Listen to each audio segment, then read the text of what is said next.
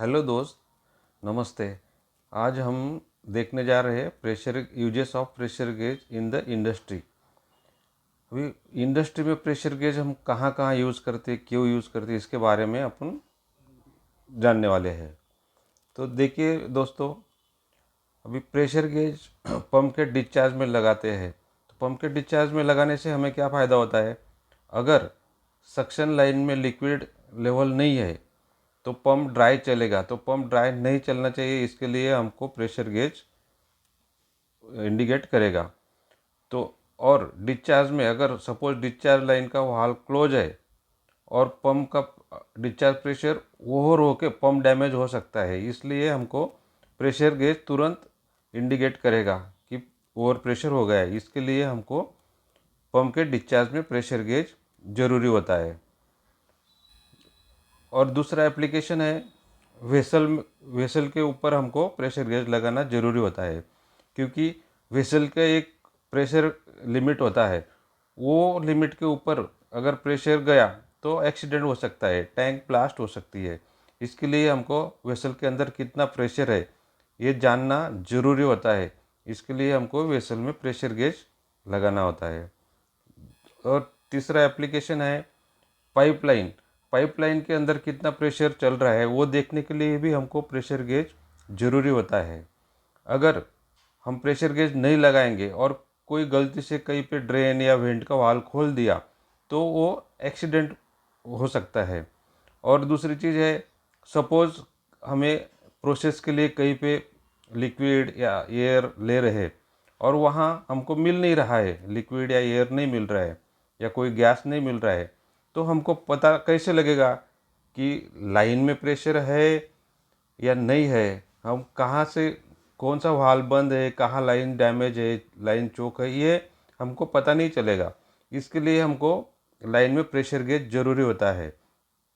और वो pressure gauge जितने भी हम वेसल में लगाएंगे, पंप के डिस्चार्ज में लगाएंगे, लाइन पे लगाएंगे, तो इनका एक हमें शेड्यूल भी बनाना होता है। उसको हम बोलते हैं कैलिब्रेशन शेड्यूल। तो हमको कैलिब्रेशन करना भी ज़रूरी होता है। तो ये जो वीडियो है, ये वीडियो में हम आपको आज कैलिब्रेशन प्रोसीजर, पिक्टोरियल प्रोसीजर बताने वाले हैं। तो वीडियो को स्टॉप मत कीजिए, वीडियो पूरा देखो। आपको प्रेशर गेज का कैलिब्रेशन कैसे होता है ये पिक्टोरियल पीपीटीज में जानकारी मिलने वाली है। और ये वीडियो प्रोसेस ऑपरेशन के लिए और इंस्ट्रूमेंट टेक्नीशियन, इंस्ट्रूमेंट इंजीनियर के लिए बहुत ही यूज़फुल वीडियो बनने वाला है। तो वीडियो पूरा देखिए दोस्तों। चलिए तो हम स्टार्ट करते हैं pictorial pressure gauge calibration procedure. देखिए, सबसे पहले हम प्रोसेस हमें रिपोर्ट करता है कि ये प्रेशर गेज रॉन्ग दिखा रहा है या दिखा नहीं रहा है। तो हम जाके चेक करेंगे, तो हमें वहाँ ऑनलाइन में पता नहीं चलेगा कि प्रेशर गेज फॉल्टी है या लाइन में प्रेशर नहीं है। तो इसके लिए हमको वेरीफाई के लिए प्रेशर गेज रिमूव करना पड़ेगा। और प्रेशर गेज रिमूव करके हमको इंस्ट्रूमेंट लैब में जाके कैलिब्रेशन चेक करना पड़ेगा। तो वो गेज रिमूव करने का एक प्रोसीजर होता है, उसके लिए हम बोलते हैं वर्क परमिट। तो हम प्रोसेस से वर्क परमिट लेंगे। उसके बाद हम आगे, अभी एक सेकंड स्टेप है, हमको गेज प्रेशर गेज खोलना है। तो सबसे पहले हमको प्रोसेस आइसोलेशन वाल्व क्लोज करना पड़ेगा। तो वो प्रोसेस का आइसोलेशन वाल्व हम क्लोज कर दिए। उसके बाद अभी स्टेप 3 में क्या है, आइसोलेशन वाल्व क्लोज होने के बाद हमको प्रेशर गेज रिमूव करना है।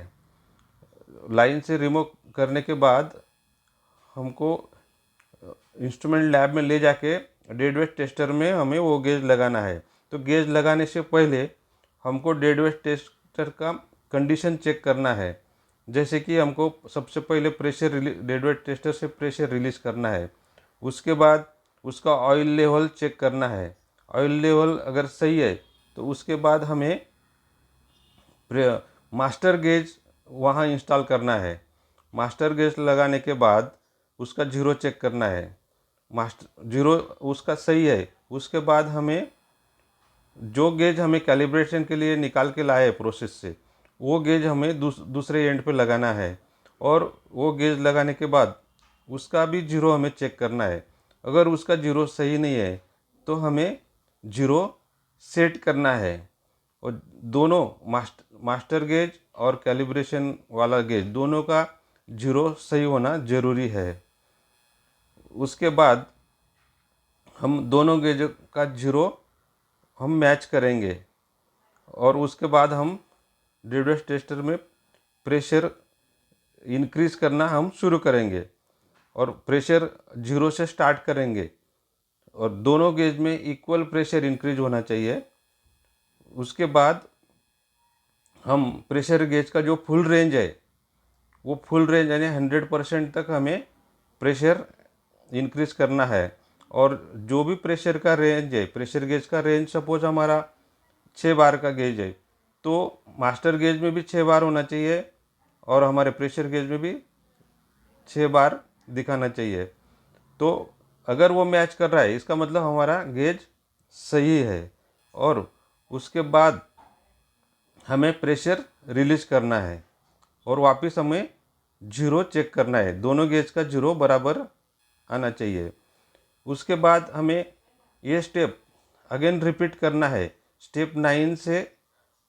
और रीडिंग नोट डाउन, कैलिब्रेशन हमारा सही है इसलिए हमें क्या करना है, वापस स्टेप 9 से रीडिंग नोट डाउन करते हुए हमें 0, 25%, 50%, 75 and 100% according to full scale of instrument, इसके हिसाब से वो रीडिंग हमें नोट डाउन करना है। और स्टेप 10 और स्टेप 12 भी फॉलो करना है। तो ऐसे हमें सभी रीडिंग्स वेरीफाई करना है और ऑब्जर्व करना है। अगर उसमें कोई एरर है, तो हमें वो एरर निकालने के लिए हमें गेज को खोलना पड़ेगा। तो गेज खोलने के लिए हमको रबर स्ट्रैप रेंच यूज करना होता है। उससे हम प्रेशर गेज का ग्लास खोलेंगे। उसके बाद पॉइंटर पुलर से हम पॉइंटर निकालेंगे। पॉइंटर पुलर निकालने के बाद गेज के अंदर जो असेंबली होता है उसमें हेयर स्प्रिंग होता है। वो हेयर स्प्रिंग हम उसका कंडीशन चेक करेंगे, वो सही है या डैमेज है वो देखना ज़रूरी है। उसके बाद बोर्डन ट्यूब का मूवमेंट हमें देखना है, वो सही है तो उसके बाद हमें गियर का मूवमेंट भी चेक करना है। और गियर का मूवमेंट भी सही है, बोर्डन टिप भी सही है, तो हमें जितना एरर मिला है वो एरर निकालने के लिए स्क्रू हमें करेक्ट इंडिकेशन के लिए इंक्रीज और डिक्रीज करना है। अगर सपोज एरर पॉजिटिव है तो हमें स्पैन से उसको डिक्रीज करना है सेटिंग। अगर एरर माइनस है तो हमें स्पैन का स्क्रू से उसकी सेटिंग बढ़ानी है। उसके बाद हमें फुल पॉइंटर जीरो पे विदाउट डायल और विदाउट ग्लास हमें मार्किंग करके